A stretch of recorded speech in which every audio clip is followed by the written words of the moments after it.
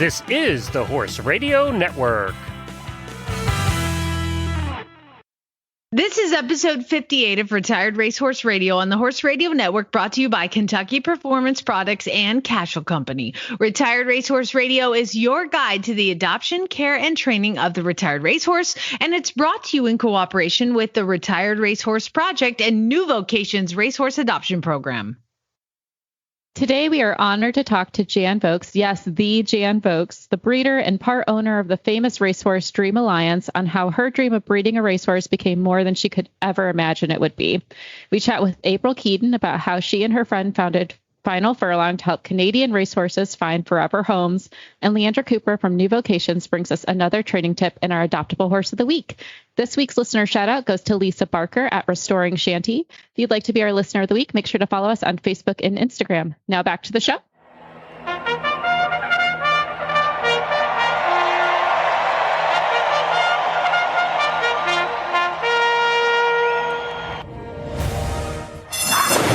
And they're off on Retired Racehorse Radio, the podcast that is your guide to the adoption, care, and training of the retired racehorse. This is Jamie Jennings, and I'm currently in Norman, Oklahoma. And this is Joy Orr in Detroit, Michigan, and you're listening to Retired Racehorse Radio. Whoop, whoop. Oh my gosh, I'm so excited. Spoiler alert, we actually talked to Jan Vokes a couple of days ago because it's a lot of scheduling to get somebody who's in Wales to on the horn. And it was, oh my gosh, you guys are going to love this. Absolutely. Not just in Wales, too. She's got a movie coming out about her horse. Like, seriously, that is horse girl goals to have a movie about her horse. Exactly. A movie about, well, they did Dark Horse, which was a documentary, and now they've made the Dream, what's it called? Dream Horse as the new one. So we're going to talk to her about that. Plus, I think I have a problem, Joy. I'm kind of in love with a new off-the-track thoroughbred. Tell me more about your addiction and how I can enable it. So I train horses for this place, Horse and Hound Rescue Foundation in Guthrie, and I bring them in and I train them and we adopt them out. And one came in that is really sweet. His name is Why Not Okie. There's a lot of Okie horses you've been showing. I'm like, I have one on my Christmas list. Yeah, the Okie horses are usually pretty awesome. And this one was no different, but I did get on him and ride him. And I just realized this is not a kid's horse. A lot of them we get adopted out or for younger people or more green people. And I'm like, this horse is much more forward at the canter. And I thought maybe he just needs a professional to bring him along. And then I thought, you know what?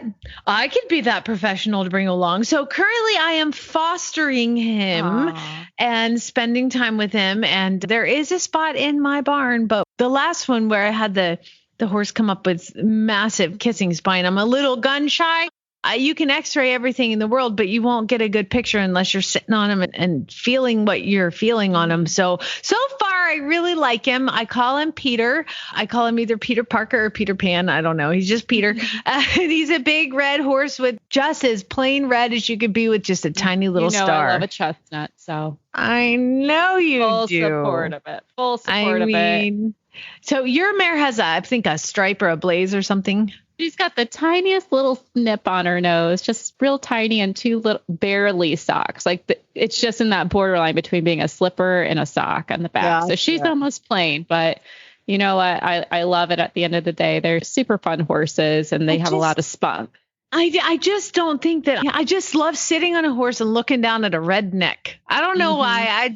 Or the big red head on a horse. I just really like it. So that, and I've also got another horse in training. This is really unique. Most of the time people send me horses that either have problems or they're unstarted. Well, this is a yearling thoroughbred filly, and they don't know if they're going to race her or they're going to turn her into a hunter jumper or something. So for the first time I got a yearling in to train, and it's like doing all the baby things. It's so fun. I forgot how fun baby horses are. So I'm really enjoying that as well. That's so exciting. And it's cool with the twist of she may go be a racehorse. So I'm trying to show her all the things and make sure she's going to be really good for it. So any suggestions of things that I definitely should teach this little filly to do? I've ponied her and we've done some join ups and she's all that, but I'm not going to get on her. Obviously she's too little.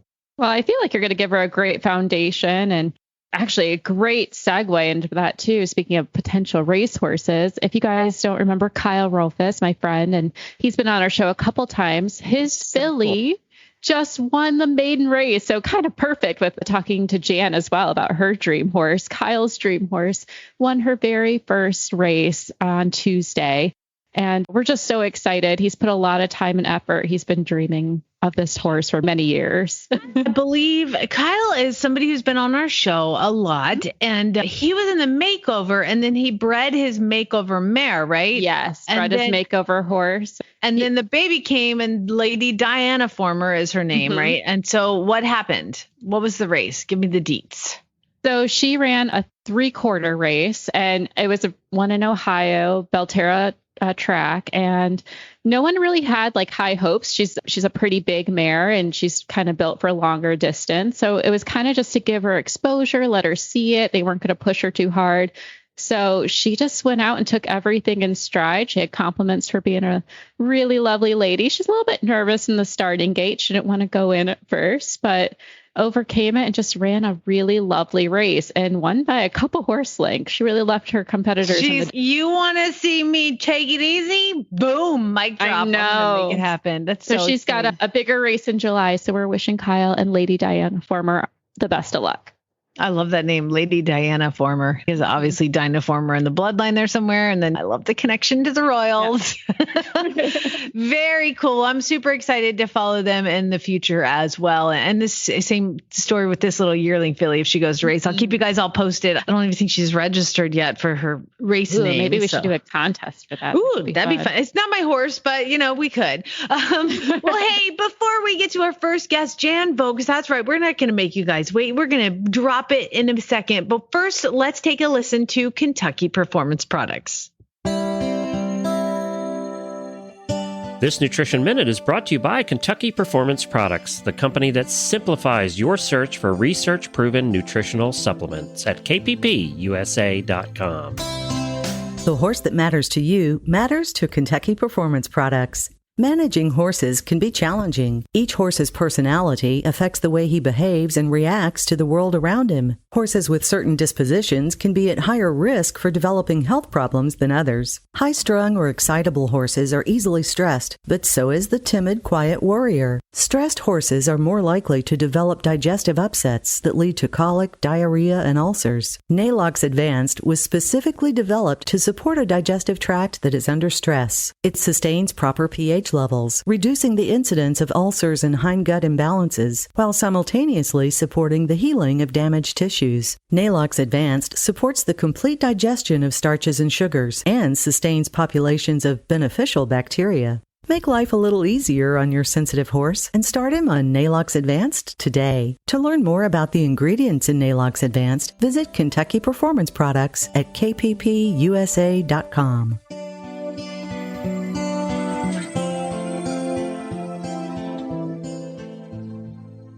I'm absolutely so pleased and honored to have Jan on with us. Jan is the owner of Dream Alliance, and Dream Horse is the movie that you guys can go see right now. It's everywhere, and it is so wonderful. Jan Vokes, thank you so much for joining us. That's fine. It's my pleasure.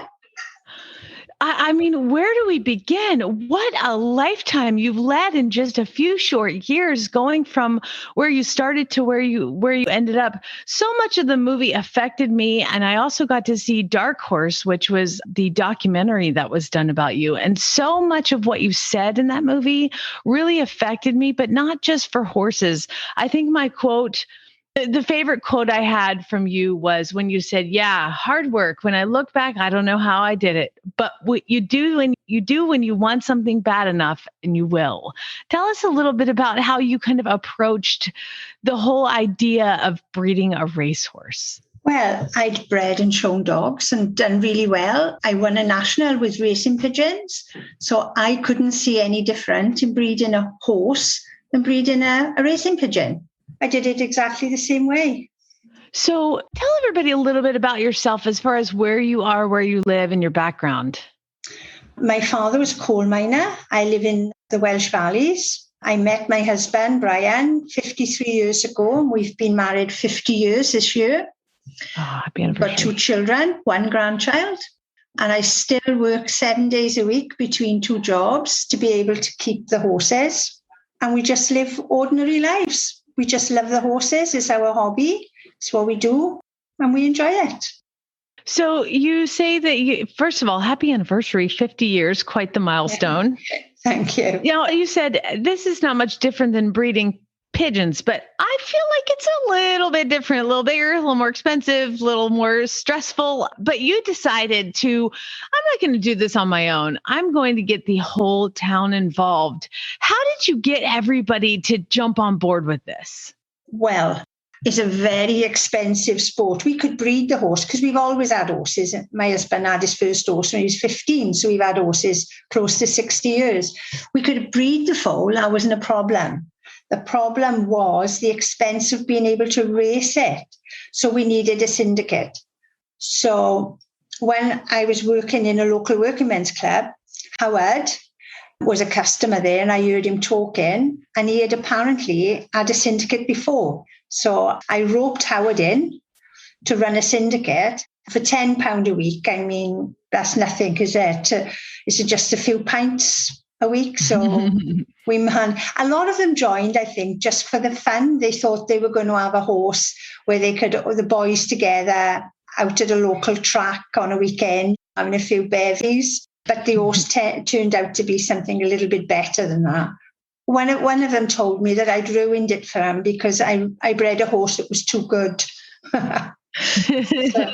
And you had done so much research when you found your mare, you found the stallion you wanted. The movie portrays all the research you did trying to find the right fit, the right trainer. But all of this has to happen with a foal on the ground. And then you saw him. What were your thoughts? Oh, when I saw him, I didn't want to part with him. I really didn't want the syndicate to have him, but I couldn't go back on my word. I'd given my word they could have it for the price of the stud fee, and I was going to be a part of the syndicate anyway. It never entered my head that he wouldn't come back home to me at the end. I always, through a gentleman's agreement, I always thought he would come back home to me. Had I known he wouldn't be coming home, they wouldn't have had him as a foal. So there'd have been no documentary and there'd have been no film, but it is what it is. So with his story of a lifetime, you breed this horse, you send it to the trainer. It goes on to, ups and downs. I used to gallop racehorses, and I also own thoroughbreds, and I love racehorses. But the races over here in the United States are 2 minutes. Your horse, you had to watch you go over jumps over 3 miles. How on earth? Did you close your eyes? Did you just not look? I never watched him race at all. The only time I watched him race was when he won the Welsh National. I watched him from 4 fences out.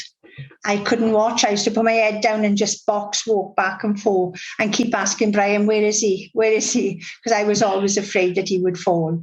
There's a part in, I believe it was the documentary, where when Dream first makes his way out, there was a female announcer who said something about, that's not even a thoroughbred. Did you ever find her and kick her in the shin? No, it was on the television. They were talking about the different horses in the race. And she had said that he wasn't a thoroughbred, probably because the mare was of no significance. She'd never... Well, in fact, the mare's job, she thought, was to kill the jockey. It was her job to chuck the jockey off. So I think probably looking at that, she thought he wouldn't be of any consequence. But had I seen her, she'd have had a poke in the eye. I love it. I love it. So they've decided to do a Hollywood movie about your life and your story. And then they cast, to me, one of the most phenomenal actresses out there, Toni Collette. Tell us how you felt about Toni Collette portraying you. She was excellent. When they told me who was actually playing me, I thought, Australia, no way, she'll never get the accent, because they have a strong accent, the same as the Welsh. And I thought, no, but she did. She did really well. And it was surprising when we went on set at the racecourse and we were up on the balcony looking down, and she came across to come up to meet us. Well, it was like looking in the mirror. She did really well. You hadn't spent that much time with her before shooting started? No, didn't meet them at all. I think they watched the documentary and they'd read different things, about us. But no, we didn't meet them until they'd started filming. That's incredible, because I felt like to see the movie and to see the documentary, she captured every look that you possibly give. She's so amazingly transparent through like the way that she moves her face and all that. And it just, like you said, looked like you were looking in the mirror. Yeah, she was really good. And the way she was with the horse in the film is exactly, it brought back all the memories of how I felt when I used to go and visit him, when we went to the races. It brought it all back because she did it so well.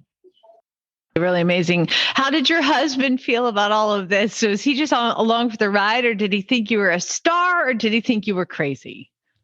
Well, a bit of both. In the beginning, when I first asked him to buy a thoroughbred mare for me, and I told him why, he thought I was totally bonkers. So I left it for a while. I didn't say no more because I knew he would come around. I had to make him think it was his idea. So he eventually came around to it and he found the mare and he bought her. You have to do these things, you've got to plant the seed and let them grow it. You are so right. That's how you have to do everything with husbands. I believe you should start life coaching some women if they want some more horses, because you definitely have it right. You got to make it their idea. And then all of a sudden it's awesome. So looking back at this whole journey, I'm trying not to give very specific details on all of the races and all the things, because I really want people to go watch this. I was moved to tears during the movie and the documentary, but during the movie so many times. But this happy cries and just emotional explosions that I would have. So looking back at this whole thing, what are you most proud of? That's a difficult one, really. But I think the fact that we actually achieved something that people said we couldn't. We not only got a horse onto a race course, we won when all the odds were against us. Yeah, I was really proud of that. If you could change anything, would you? I think if I could change anything, rather than have sold him to the syndicate, I would have given him on a free lease so that the horse would still have belonged to me, but they would have owned him for the whole of his racing career. But that's the only thing I would have done different. So when he finished and retired, where I was under the impression that he went back to you, but he did not? No, we wanted him back, but 20 odd in the syndicate, and there were some that felt he needed to go somewhere where he was going to be worked and ridden and given another career like show jumping. So they voted for him to go somewhere else. So I chose his home. I asked the young girl that looked after him with Philip Hobbs if she would like to have him. And she has him now on permanent loan. Wow. So he's doing well and he's happy. And is he moved on to a second career? No, she did a little bit with him, but he was too forward going for show jumping. She couldn't get a racing mentality out of him. So she gave up on that one. He's just a pet now. They just hack him out. See, that's what we do here on the show is we talk about taking thoroughbreds and giving them a second career and a second chance. And you had a monster of a racehorse. So it would be something that would be a very big challenge to retrain. But I'm glad he's happy now. At the beginning of this interview, you mentioned horses. Tell us a little bit about what you've done now. We've got a beautiful mare. We've had a few disasters because we bred a foal. I bought a new mare when Rubel died. I bought a new mare that is really well bred. We took her to a stallion, Schipperelli, and had a colt foal. When the foal was 6 months old, I loaned the mare to the syndicate to have a bit of fun with her. She raced, she won for them. She did well. And then on her last race, she fractured a cannon bone. So we had to have it plated and screwed. she came home, and then we had an arson attack on our stables. So the 3-year-old colt, which we'd had at that time, was lost in the fire, and she was badly burnt. But she went to our vet, fabulous vet. He had her for 3.5 months. And if you saw her now, you'd never believe she was in the fire. And she went on then to have a filly foal, a full sister to the one that died. So she's 2-year-old now. So she's in the wings. And we also bought a thoroughbred filly. She was 2 when we bought her. She's 4-year-old now, and she's gone to be pre-trained. So she's away at the moment. And once they've got her 3/4 fit, she will go on to Philip Hobbs, and fingers crossed, we'll have a bit of fun with her until Phoenix Dream is old enough to race. What is the name of the almost for the 4-year-old? A Little Faith. A Little Faith. Oh, I love it. First of all, I didn't know about the arson attack. That is awful. I'm so sorry. Yeah. The horses are definitely full of ups and downs, and they take you on journeys for sure. What do you hope with the movie and with the documentary? What do you hope your story says to others? That if you have a dream, you have to follow it. It doesn't matter if things don't work out the first time. It's not a failure. It's a lesson learned. Try again. You only fail if you give up. So I hope that anybody out there, no matter what their dream is, especially after the year that we have had, they follow it. I love the quote that you said, which after he got hurt and the decision was being made to send him to surgery or to put him down, and you said, I think it's the innocence. He doesn't ask for anything. And because he doesn't ask for anything, he's giving everything. And that's the part that draws you into him. And you also said it was going to cost a lot of money. And Dream Alliance won a lot of money. And in my opinion, it was his money. Yeah. How was that met with Syndicate? Well, I've got to be honest. He had 23 owners, and no matter what differences they were, because obviously 23, they would all have a different opinion where he should race and where he should be, but every single one of them loved the horse, and every single one of them said even if he couldn't race again, he needed to have a quality of life, and they all voted for the surgery. Yeah. Amazing. Last question. They say a great horse knows where the finish line is, and watching some of Dream's races, I feel like he knew where that finish line was. Do you think he did? Do you think he knew what he was doing? I think so, yes. He had his off races, but we discovered at the end what it was. He was bursting blood vessels. I mean, we didn't know at the time, but yes, I think he knew. Well, Jan, it has just been an absolute pleasure and honor to talk to you. You're so inspiring. And I love the fact that you're sharing your journey with others to encourage them to take their journeys. Like you said, you only fail when you give up or when you don't even try. So thank you so much. If people want to follow along with the races that you guys have, do you have a social media component to your racing stable? Once they start racing, we will on Facebook. We'll open an account on Facebook. We did it with Dream, and we'll do it again once they start racing. It'll be on Facebook. Yeah. All right. Well, Jan Vokes, it's been such a pleasure to talk to you. Thank you so very much. And Joy, thank you so much for getting all of this organized, and Elaine too. We really appreciate it. Thank you. My pleasure. Casual Company's Crusader line has everything you and your horse need to stay fly free and comfortable this summer. Available in fly masks, fly sheets, fly boots. They have everything fly. Casual Company's Crusader line comes in an array of styles and sizes that offer an amazing alternative to chemical-based fly sprays that are expensive and they don't last that long. So don't forget to check out Casual's Quiet Ride line as well to enjoy those long summer hacks and not worry about flies ruining your ride. Joy, oh my gosh, you hit into the woods and then the deer flies swarm. You get the quiet ride. The worst. It's the worst. Treat you and your horse to some fly-free comfort and check out Casual Company's Crusader and Quiet Ride products today at any of their nationwide authorized dealers, or visit casualcompany.com. That's casualcompany.com. Seriously, why would you buy any other brand fly mask? I mean, I don't know. Casual Company. Well, I'm excited to bring on our next guest, April Keedian from Final Furlong, Canada, who's got a kind of interesting way to rehome horses that we don't normally talk about on the show. But welcome to the show, April. Thank you very much. I'm so pleased to be here.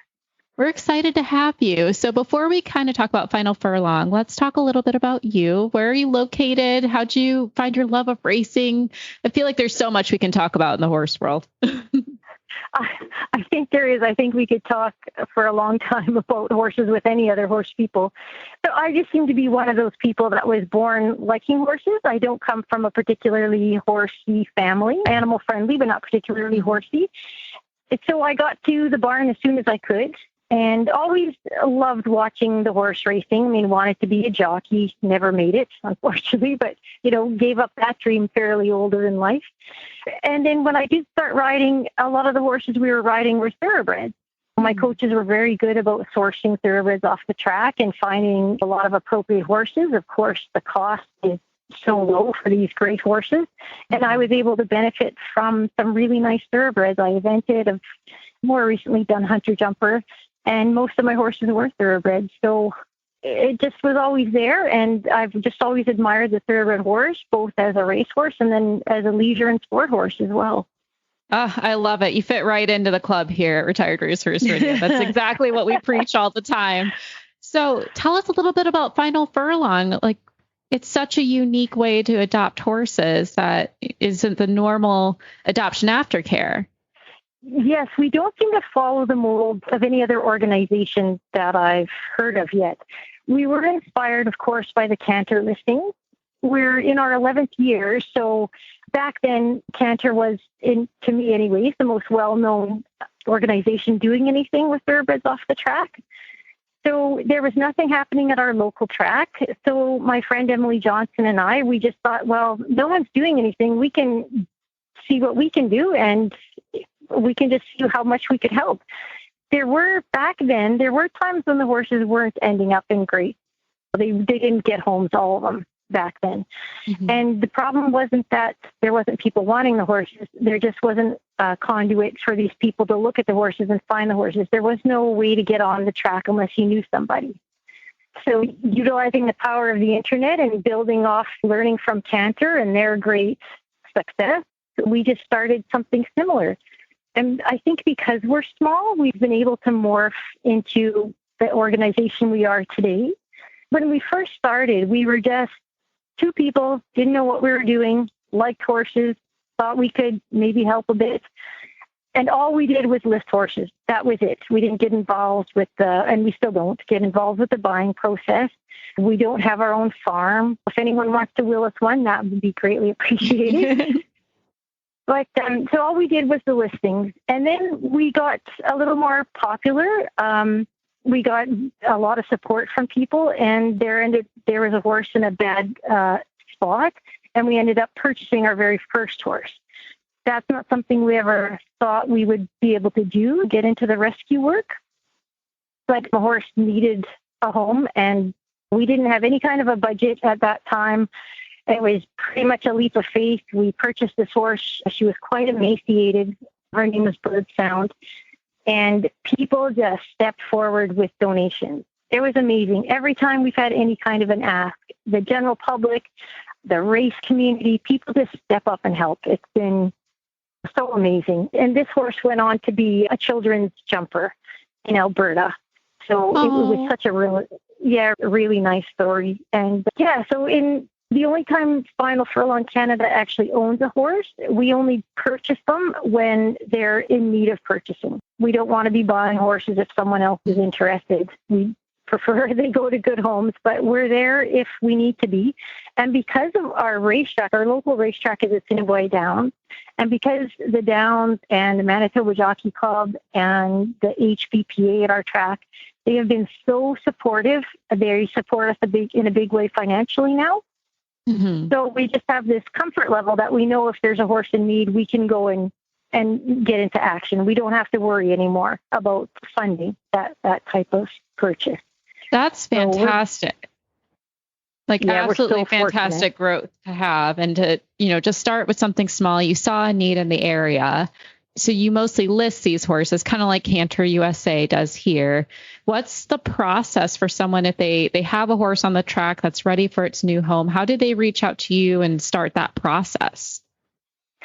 Well, you could reach out to us via our Facebook page, our website, or Instagram.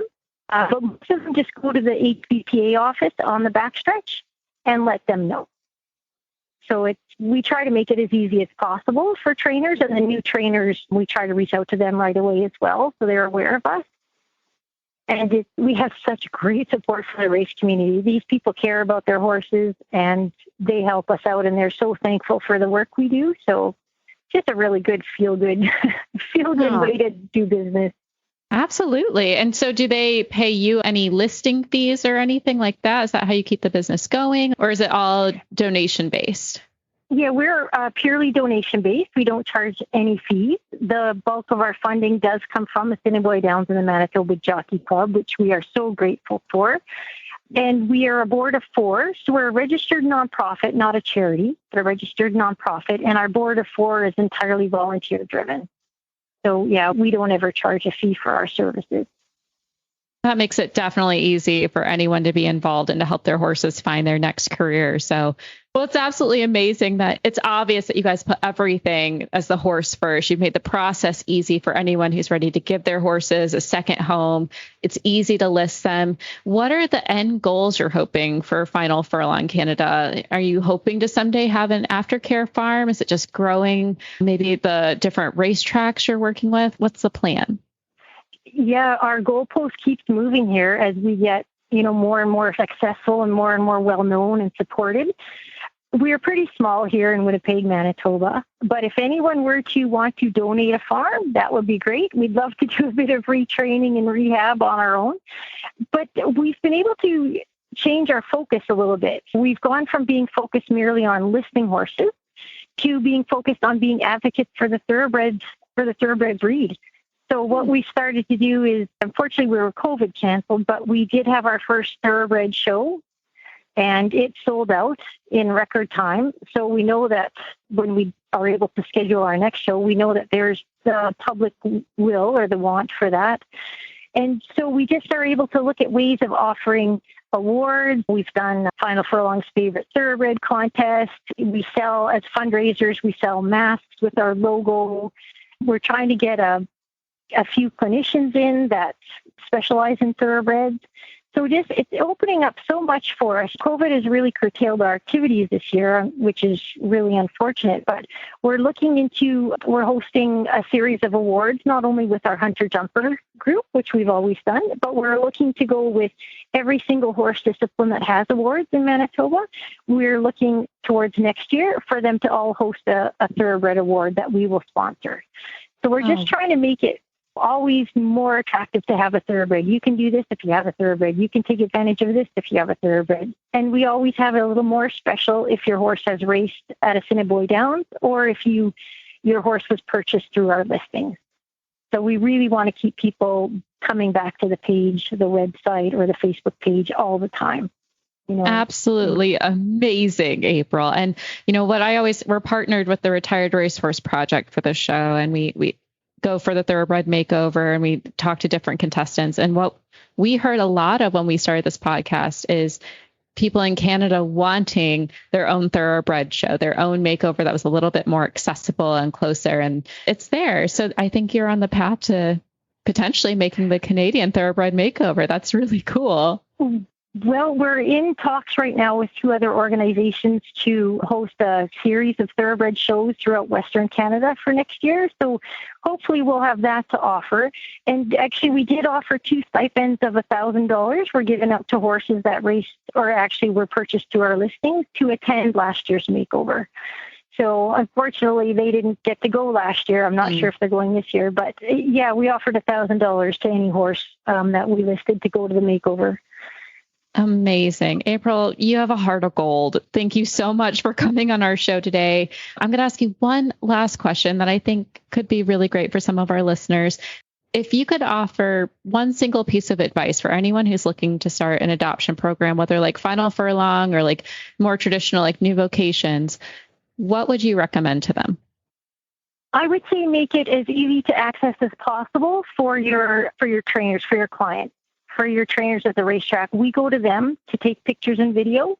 We try to go at the times when they're in the barn, but not as busy as they are normally. We try really hard to take good quality pictures. Video is always challenging. We're quite cramped where we are, so video is always challenging, but we do spend a lot of time and effort editing videos, taking the best pictures we can, trying to give them the best product that we can. So I think by offering them a good product, I mean, you're going to sell yourself. And then by making it as easy as possible, you're going to get buy-in. You're going to get buy-in right away. I think there's just such an appetite out there. And these trainers love following up with their horses. We always try to we regularly feature what our alumni are doing now. And the trainers get the biggest kick out of it. They love following our page. They love selling through us. Yeah, it's just really neat. We even had a trainer. There was a horse that ended up at an auction. No one was bidding on her, or him, I'm sorry. We were able to contact his race owner who hadn't owned him for, I think, 12 years. And she stepped right up to the plate, asked us to buy him, sent us the money, no questions asked, and then donated him to a groom that had worked with him at the racetrack that always wanted him. Oh, my gosh. Oh. The will is there. The track community will be so supportive. They're so thankful. They're so supportive. I'm doing the Real Rider Cup myself this year just to help raise more awareness. And it's been excellent. I brought my 22-year-old horse out of retirement, and he's just showing the real thoroughbred spirit. He hasn't jumped with me for 17 years or so on. I didn't own him for all of his life. But, just that thoroughbred heart comes out. He's 22. We're starting jumping again. He hasn't done it for years and years. He loves it. He's sound. He's athletic enough to do it. So these horses have so much value. We all know. I'm sure I'm preaching to the choir here. Oh, we love to hear it. We love to hear it. Yeah, we probably can't say it enough. But anyways, getting back to your question, people are just going to be so thankful for any assistance you can give them. The horses sell themselves because they're such a great commodity. We get these excellent animals that they trailer, they know how to tie in the stall, they're good under tack. Lots have been ridden out in some form, maybe not trail ridden, but ridden around the farm. So yeah, the audience is out there. And I've got to say, when we started Final Furlong, it was difficult to get all the horses home. We had a big rush at the end of the meet of our race season. And I don't know if in those first 2 years, maybe, I don't know if we were successful in finding buyers for all of them. But in the last 2 or 3 years, supply does not meet demand. We can't list enough.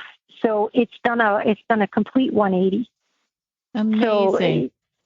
So, we've sold horses pretty much coast to coast, California even, which is quite a long ways. We're southern Canada. We're close to the border. Assiniboine Downs is right along the Trans-Canada. So if anyone's thinking of purchasing, shipping is easy.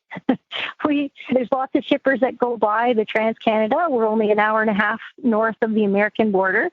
So we're not too far. We sell lots to North Dakota, South Dakota, Minnesota, Chicago, Kansas. One went last year. So yeah, so it's a global economy for our thoroughbreds now. So, we love to see them go to every corner of North America. Same here, April. Same here. We're all on the same mission. And thank you so much for coming on the show today. Check out finalfurlongcanada.com. They're also on Facebook and Instagram. April, thank you for everything. And we're going to be excited to follow you in the Ryder Cup. That'll be cool. We really appreciate that. And I have to say, this is my favorite podcast. Thank you so much for having me on. That's so sweet. Thank you.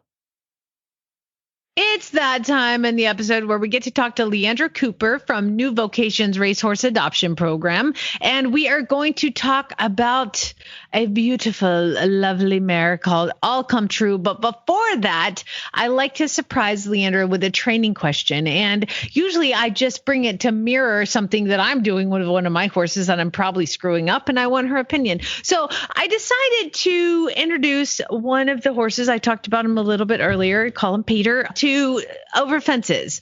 And obviously we started with just a pole on the ground and went to a couple and then a cross rail, but his heart's not quite in it yet. He's only done it twice. What is the process that you guys use when you are wanting to, I mean, I'm assuming you guys do pop horses over fences. I've seen videos. So what are some of the processes that you use, Leandra? Well, it really depends on the horse, of course, as we all know their experiences are very different. But I think what you're saying you're doing is kind of similar to what we do. So generally, we're going to introduce them to ground poles first. And for some horses, ground poles alone are quite the obstacle to tackle. That is an insurmountable challenge. And eventually we get through it. And even with that, the approach, really, you're going to see the most change from repetition. So there's no shortcut for just exposure. And because some horses will think that even a ground pole is worth leaping over, and then others don't think it's worth picking up their feet for, and everywhere in between. So we do generally start them out with ground poles and just introducing them to that. We're really lucky to be able to set up a jump chute. So at times that can be beneficial if you have access to a jump chute to let them kind of figure it out.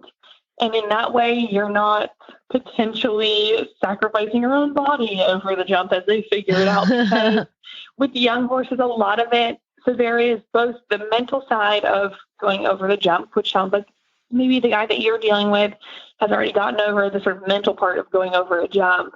And then the second part of that is the physical part. And depending on the horse's age and their disposition, the way that they approach new situations, they're just going to vary so much. So in a lot of cases, you're going to learn a lot about the way that a horse interacts with challenges. Going through all of that, if you haven't already, it can tell you a lot about the horse. So it's really educational for both the person and the horse, because at the end of the day, you can set them up as best you can approaching that jump, and they're going to throw their body over it however they want to. And then with time, you can refine that, and that's going to come from basically setting them up as best you can before the jump and after the jump, making sure they're collected, all those sort of things. But those are further along in the process. At the beginning, you really kind of are just letting them figure it out. So like I said, there's both the mental side, which you can do by easing them into it, starting with things like ground poles, raise them so that they're little raised poles. And then just the concept of going over it will become easier. But every horse is going to be a little bit different. So they're going to just need a different approach. And then just the physical part of going over a jump, you can't pick up their legs for them. So they're just going to have to figure out their style. And that can happen a lot of different ways. You can set up really high cross rails and help them pick up their knees more, because then the edges, of course, are higher, and so it looks bigger than it really is. There are a lot of different little things to help them in the refining process, but when they're starting, there really is kind of to some level, just allowing them to figure it out. Right. I like to think of, when I tell people, like, when you're riding to the first couple the obstacles, be them poles or cross rails, your job is to keep the horse straight and forward. The horse's job is to do the rest, and they might not do it right the first 10 times, but eventually, like you were saying, with repetition, that's how they kind of sort it out. But your job is just to not mess them up.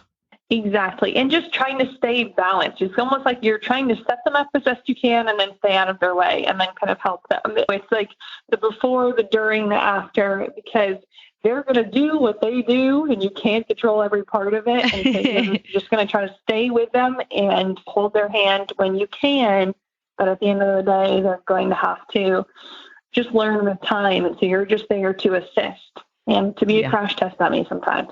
Absolutely. Ooh, hopefully less than more. Tell us a little bit about this mare named All Come True. Is when it has because it says All Come True, and then in parentheses it says FR. Does that mean she was born in France? That's correct. She actually has a lot of Irish lineage, but she was born in France. So she gets that little FR after her name to denote that.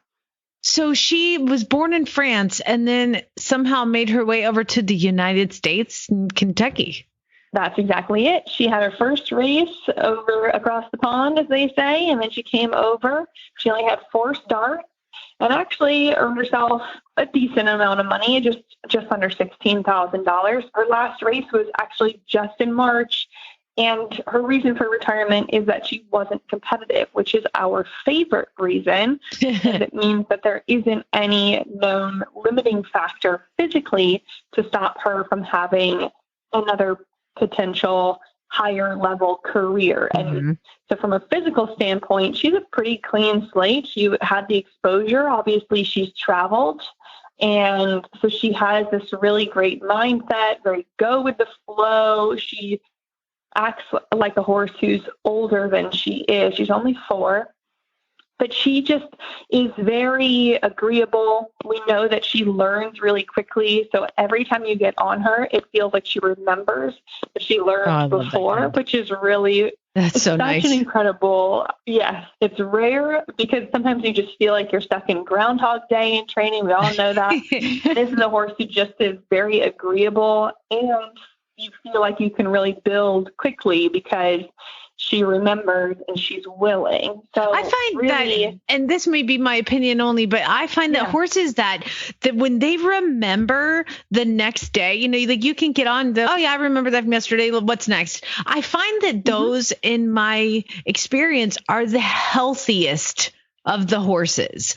Like you were saying, she has no physical limitations. So there's nothing that she's, I have a sore back, or like I have a hock or something. Those horses, they concentrate more on the other things, whereas this horse has a clear mind to just move forward. She's a beautiful bay, a 16-hand 4-year-old mare. And the problem is with New Vocations, you guys just price gouge with these sound horses. I mean, she's way up there at $2,500. Come on. Yeah. She's amazing.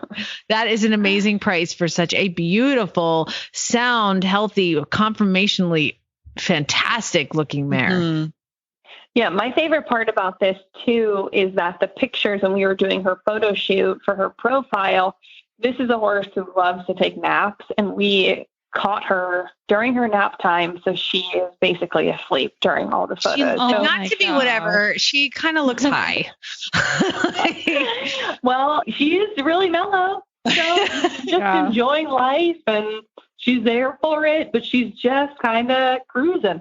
Yeah, her eyes are like half open. To wake up for it. Whatever. And this is still, I was like, this is her most attentive at the time. She just was like, I'm here, I can pose, but I'm just. Yeah, she is. What a lovely horse. Yeah, she's just beautiful. If you guys are interested, her name is All Come True, and she is on horseadoption.com. You can go to New Vocations website as well, horseadoption.com. Find her. She's in Kentucky, All Come True, and she's available. She could be in your backyard. And by the way, if you have adopted any New Vocation horses that we have highlighted, I want to give you a special personal shout out. And so I need you to email me at jamie@horseradionetwork.com. I want to see because pretty much every time we highlight one, they're adopted in 5 minutes. So yeah, I want to know. Use seconds. Yeah, that's true. Awesome. Well, Leandra, thank you so much for being on. We love you, mean it. And we'll talk to you next episode. Perfect. Talk to you later, guys. You can find our show notes and links to today's guests on the website at retiredracehorseradio.com. You can also like us on Facebook, which is Joy and I both contribute to. Instagram, that's all Joy. Just search for Retired Racehorse Radio. Oh, I got to interrupt you, Jamie. What? It's a special broadcast in our contest that we've been running to get to 500 followers on Instagram. And we're really close, guys. Literally, we need 40 people, and one of you can win. How do a box of crap. 500 likes? This is for a contest, people. Hello. Like I know. So each of you share this podcast with your friends. Put it on your Instagram stories. Say something nice, and we'll put it on our Instagram stories. Give us a good review for crying out loud, too. Like that's how. Oh, yeah. You guys made us a 5-star podcast on Apple. Oh, yay. And you guys are amazing. That's good. You can also follow us on Twitter at Horse Radio, which is literally neither one of us. So don't think we're going to tweet back at you. You can follow me on my Facebook page, Flyover Farms. Just search Flyover Farm, Jamie Jennings. It should come up. But then if you have to add certified Monty Roberts instructor, that's also in there. Jamie@horseradionetwork.com is my email. Joy, how about you? You can email me at joy@horseradionetwork.com. Find me on Instagram at the Foodie Equestrian. If you like food, horses, wine, it's there. all the things. All the things that all horse people love. And thank you so much to our sponsors, Kentucky Performance Products and Cashel Company. And don't forget to check out all the other shows on the Horse Radio Network at horseradionetwork.com. Remember to set your goals high and love to learn from every ride. And spay, neuter, and geld. Bye, guys.